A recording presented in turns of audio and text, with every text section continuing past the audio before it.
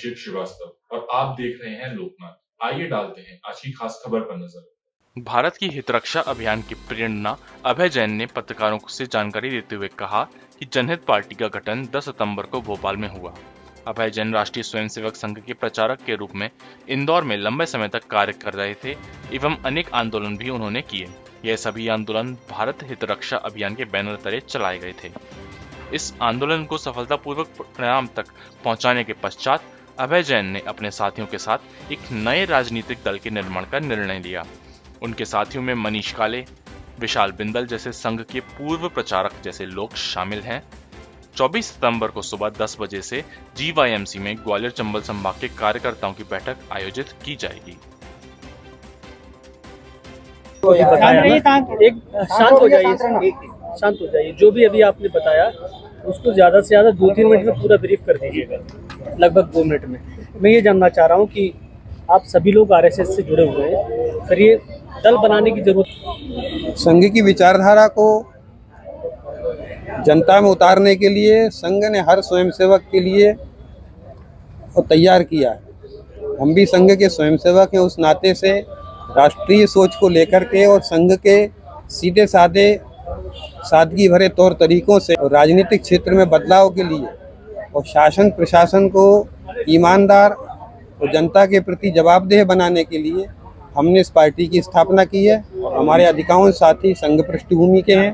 15 साल से हम लोग संघ की विचार को लेके जनता के भिन्न भिन्न मुद्दों पर, चाहे वो रोजगार हो, चाहे पर्यावरण हो, चाहे दंगों में या किसी पर अन्याय हो गया हो, ऐसे सभी मुद्दों पर हम आंदोलन चलाते रहे हैं।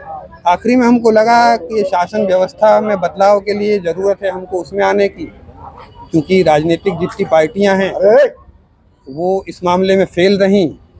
उनकी राजनीति का कल्चर सभी का क्षेत्रीय से लेकर राष्ट्रीय पार्टियों तक एक जैसा हो गया है। और जब वो पैसे और धनबल और बाहुबल से चुनाव जीतती हैं तो सरकार में आने के बाद वो सबसे पहले उन्हीं के हितों का काम करती हैं। जिनसे पैसे लेके चुनाव लड़ते हैं, जिनके बल पे चुनाव लड़ते हैं, उनको बचाना। तो पूरा शासन प्रशासन और उसी हिसाब से काम करता है। अब वो जनता के लिए उसमें जगह कहाँ है? तब हमारा ये है कि बिना धनबल बाहुबल के, बिना झांकीबाजी के और राजनीति हो भी सकती है, चुनाव भी लड़ा जा सकता है और शासन में आने के बाद कुछ बदलाव बुनियादी तौर से हो सकता है।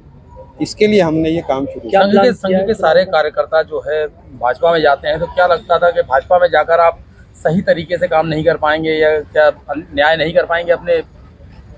हाँ, वहाँ का कल्चर तो अब कांग्रेस जैसा हो गया है, इसलिए वहाँ उम्मीद करना कठिन है किसी के लिए। जो हैं भी अभी बहुत अच्छे लोग हैं वहाँ अभी भी, उनके लिए स्पेस बहुत कम बचा है। चुनाव की क्या तैयारी की है जी अभी? अभी तो हम लोगों को जोड़ रहे हैं और जो ऐसे चुनाव लड़ने की स्थिति में उम्मीदवार हैं और उनकी हम तैयारी करा देंगे कि कैसे वो पब्लिक में जाएं, पब्लिक को तैयार करें। अच्छा, जब चुनाव जो आप लड़ेंगे तो उसमें संघ के जो अभी वर्तमान के पदाधिकारी या उत्तरदायित्व निभाने वाले लोग हैं, उनसे आपका निरंतर परामर्श बना रहेगा? वो तो वैसे भी चुनाव में सक्रिय भूमिका नहीं निभाते पदाधिकारी। उन पर बंदिश है कि राजनीतिक गतिविधियों में वो भाग नहीं ले सकते। परामर्श एक शाखा का पदाधिकारी हो और चाहे सरसंघ चालक जी, वो सक्रिय राजनीति में फ्रंट में नहीं आ सकते। आदरणीय, एक सवाल मेरा है कि जिस तरीके से आपने अचानक से पार्टी मैदान में उतारी और आप संघ के ही व्यक्ति हो, तो आपकी नाराजगी किससे है, संघ से या बीजेपी से? हमारी इस राजनीतिक व्यवस्था से नाराजगी। इसमें बीजेपी और संघ का सवाल क्यों आता है? क्योंकि आप अगर पार्टी से चुनाव लड़ते हैं तो कहीं ना कहीं बीजेपी या संघ के वोट कटते हैं।